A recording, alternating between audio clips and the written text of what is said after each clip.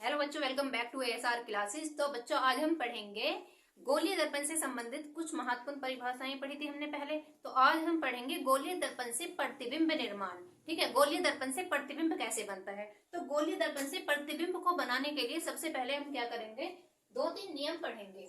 ठीक है, तो पहले हमें पता होना चाहिए गोलीय दर्पण बनता कैसे है, कौन कौन सी जो प्रकाश की किरण है कहाँ से गुजरेगी, कहाँ से निकलेगी, इन सब का पता होना चाहिए हमें। ठीक है, तो देखो देखते हैं। तो फर्स्ट नियम हम पढ़ेंगे इसमें। अगर ये हमारे पास क्या है, गोलीय दर्पण है, तो गोलीय दर्पण में यहाँ पे क्या था हमने पहले पढ़ लिया, ये था ध्रुव इसका, और ये यहाँ पे क्या था, फोकस था, और ये केंद्र था। ठीक है, तो गोलीय दर्पण में प्रतिबिंब कैसे बनेगा, हमें 3-4 लाइंस का पता होना चाहिए, प्रकाश की किरण कहाँ से गुजरेगी। ठीक है, तो फर्स्ट वाला अगर हम देखें नियम, यदि प्रकाश की किरण क्या है, मुख्य फोकस के समांतर आती है, प्रकाश की किरण मुख्य फोकस के समांतर आती है, तो वह फोकस से होकर निकल जाती है। ठीक है, कहां से निकलेगी, फोकस से होकर निकल जाती है। तो फर्स्ट नियम तो ये। ठीक है, अब दूसरा नियम देखो इसका। दूसरा नियम क्या है, यदि कोई प्रकाश की किरण मुख्य फोकस से आती है, यदि कोई प्रकाश की किरण मुख्य फोकस से होकर जा रही है, ठीक है, मुख्य फोकस से होकर परावर्तक पृष्ठ से टकराती है, तो वह मुख्य अक्ष के पैरेलल हो जाती है, मुख्य अक्ष के समांतर हो जाती है। ठीक है बच्चों, चलो दूसरा नियम ये हुआ इसका। और तीसरा क्या है, यदि कोई प्रकाश की किरण वक्रता केंद्र से आती है, ठीक है, कहां से आती है, वक्रता केंद्र से, तो वह वापस उसी दिशा में चली जाती है। ठीक है, चलो तो ये था हमारा अवतल दर्पण। अवतल दर्पण से हम प्रतिबिंब निर्माण के लिए इंपॉर्टेंट चीज है, हमें तभी तो पता चलेगा प्रतिबिंब कैसे बनेगा। ठीक है, तो हमें इन सारी चीजों का पता होना चाहिए पहले। अब देखो उत्तल दर्पण में। ठीक है, तो उत्तल दर्पण में क्या होगा, इसमें भी यही नियम होंगे जो हमने 3 अवतल दर्पण में यूज किए हैं। प्रकाश की किरणें, तो पहली प्रकाश की किरण यदि मुख्य अक्ष के समांतर आती है, ठीक है, तो वह परावर्तन के पश्चात ऐसे लौट जाएगी। ठीक है, लगेगा कि ये फोकस से होके जा रही है। ठीक है, अब इसमें यदि दूसरा नियम क्या है उत्तल दर्पण का, यदि कोई प्रकाश की किरण फोकस से होकर जाती है, ठीक है, फोकस से होके जा रही है, तो यहाँ पे फोकस से होकर जाएगी, तो इधर तो साइड इसकी पॉलिश हो रखी है, तो ये इसमें वो तो निकलेगी नहीं। तो ठीक है, तो ये प्रकाश की किरण आई और ये क्या होगी, समांतर होगी किसके, मुख्य अक्ष के। तो ये वाली जो प्रकाश की किरण है जो फोकस से होके गई, तो ये हमें ऐसी प्रतीत होगी कि ये फोकस से होके जा रही है। ठीक है, तो ये कैसी होगी, आभासी होगी। अब देखो तीसरा क्या है, फर्स्ट, ये सेकंड हुआ और ये हुआ थर्ड। ठीक है, तो तीसरे में हम क्या देखेंगे, यदि कोई प्रकाश की किरण वक्रता केंद्र से जाती है,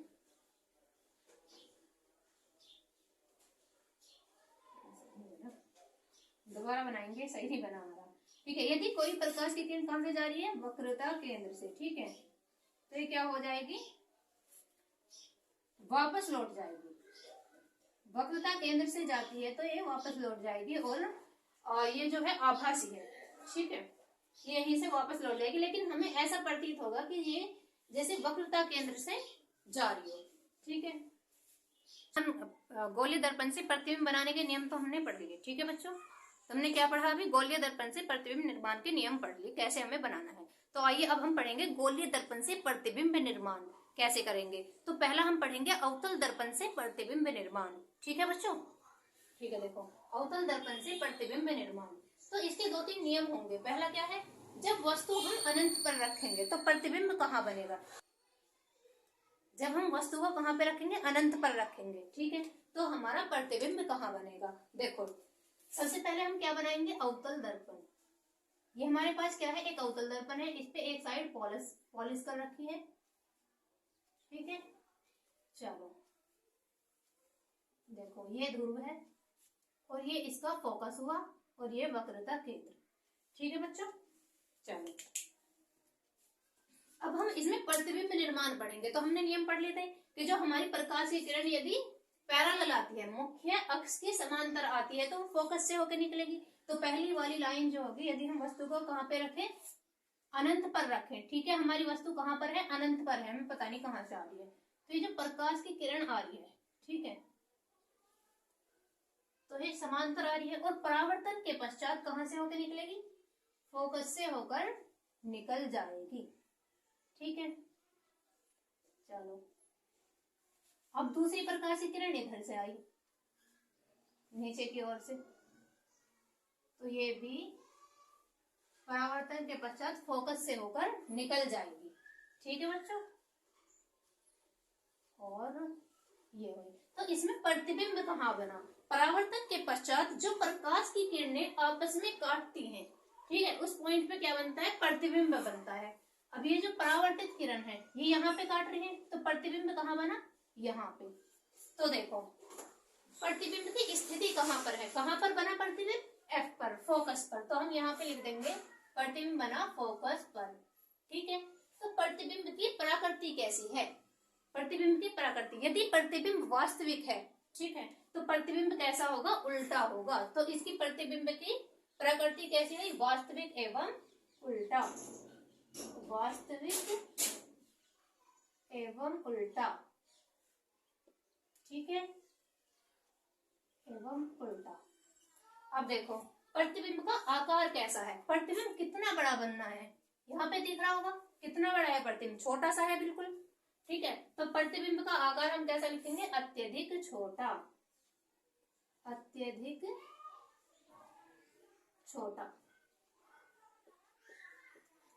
चलो, एक तो हमने पढ़ लिया, अब पढ़ेंगे दूसरा। जब वस्तु वक्रता, केंद्र तथा अनंत के बीच में हो। पहले तो हमारी वस्तु अनंत में थी, लेकिन अब हम कहाँ रखेंगे वस्तु को? वक्रता केंद्र व सी के बीच, ठीक है।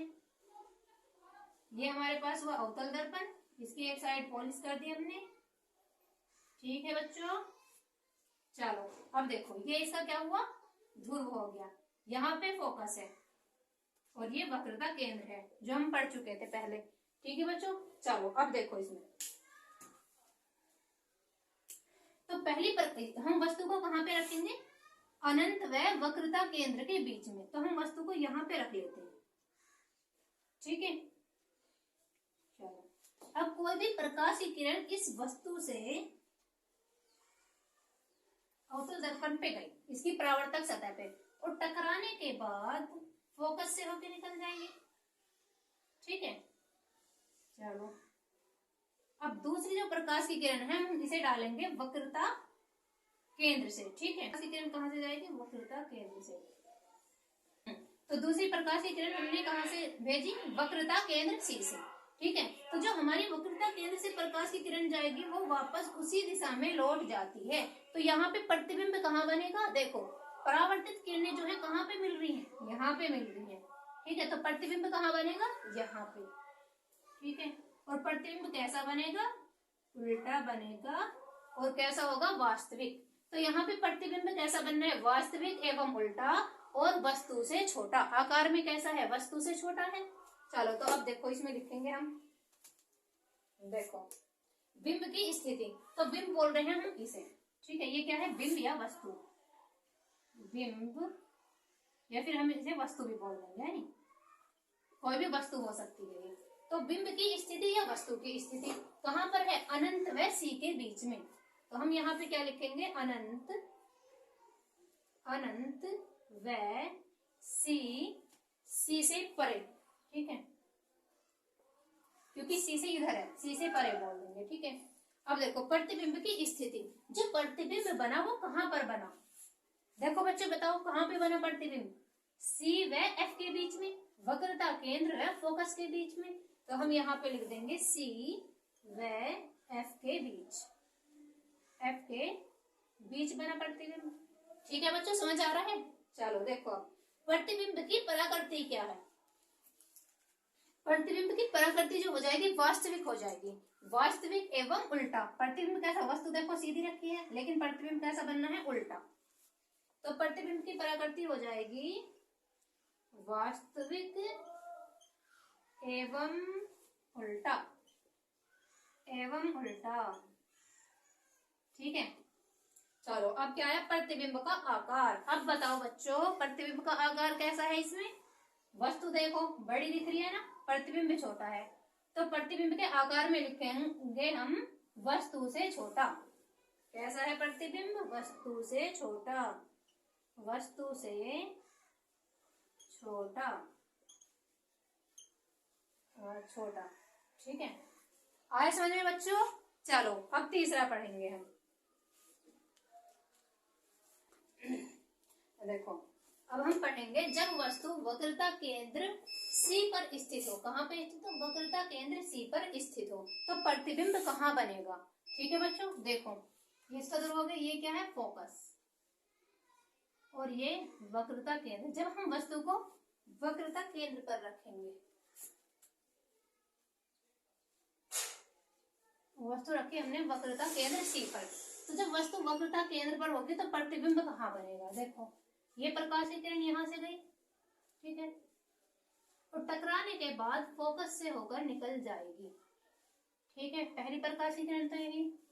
दूसरी जो प्रकाश की किरण है वो भी फोकस से ही जाएगी। जब वस्तु वक्रता केंद्र पर होगी तो दूसरी भी कहां से गुजरेगी? फोकस से, और फोकस से गुजरने के बाद ऐसे निकल जाएगी। तो इसमें कहाँ बनेगा? ये वक्रता केंद्र से हुआ तो इसमें प्रतिबिंब बनेगा यहाँ। तो प्रतिबिंब कहाँ पे बनना है? C पर ही बनना है और वस्तु के आकार का बनना है। ठीक है,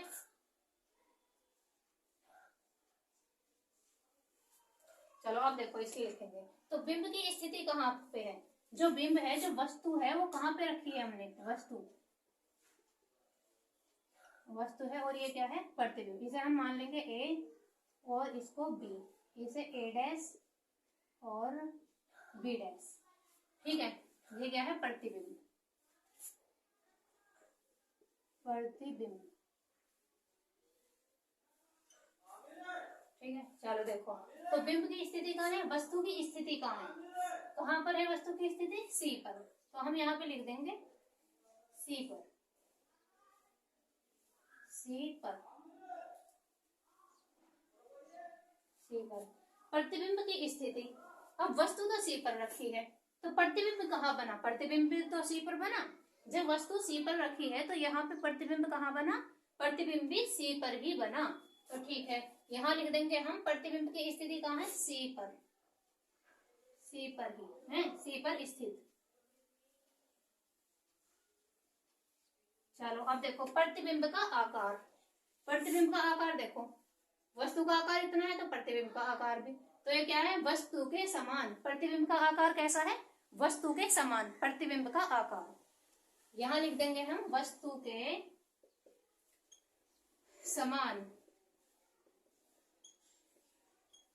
ठीक है बच्चों, अब देखो प्रतिबिंब इसमें कैसा बन रहा है? वास्तविक एवं उल्टा।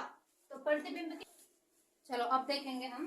जब वस्तु F व C के बीच में स्थित हो, जब हम वस्तु को वक्रता केंद्र व फोकस के बीच में रखेंगे तो प्रतिबिंब कहाँ बनेगा?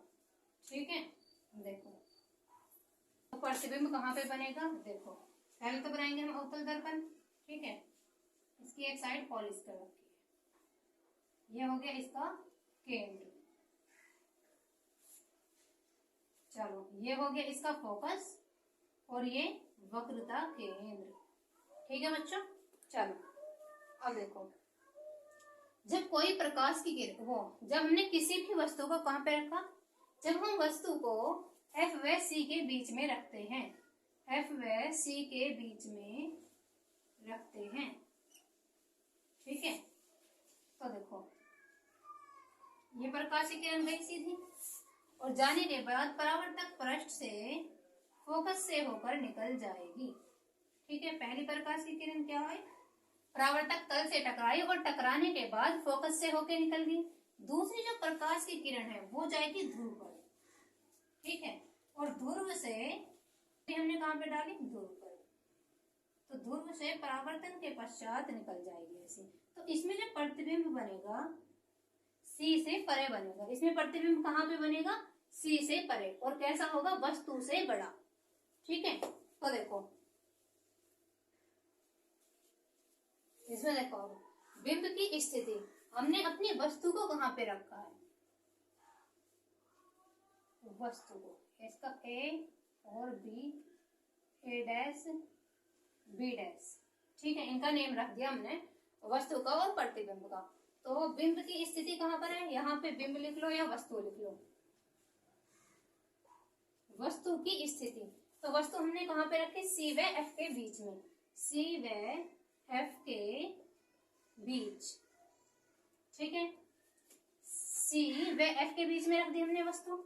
अब देखो प्रतिबिंब की स्थिति, जो प्रतिबिंब है वो कहाँ पे बना, सी से परे बनना है, ठीक है, प्रतिबिंब कहाँ पे बनना है, सी से परे, तो यहाँ लिख देंगे हम सी से परे, ठीक है। अब देखो प्रतिबिंब की पराकृति, अब देखो प्रतिबिंब की पराकृति कैसी है, प्रतिबिंब वास्तविक है एवं उल्टा, प्रतिबिंब कैसा हो जाएगा, उल्टा है और वास्तविक, तो यहाँ पे लिख देंगे हम वास्तविक, वास्तविक और उल्टा, उल्टा। अब देखो प्रतिबिंब का आकार कैसा है, तो प्रतिबिंब का आकार देखो कैसा है, दिख रहा है, वस्तु छोटी है और प्रतिबिंब बड़ा है, तो प्रतिबिंब का आकार कैसा है, वस्तु से बड़ा, तो प्रतिबिंब का आकार हो जाएगा वस्तु से बड़ा, ठीक है बच्चों, आया समझ में। चलो अब पढ़ेंगे नेक्स्ट।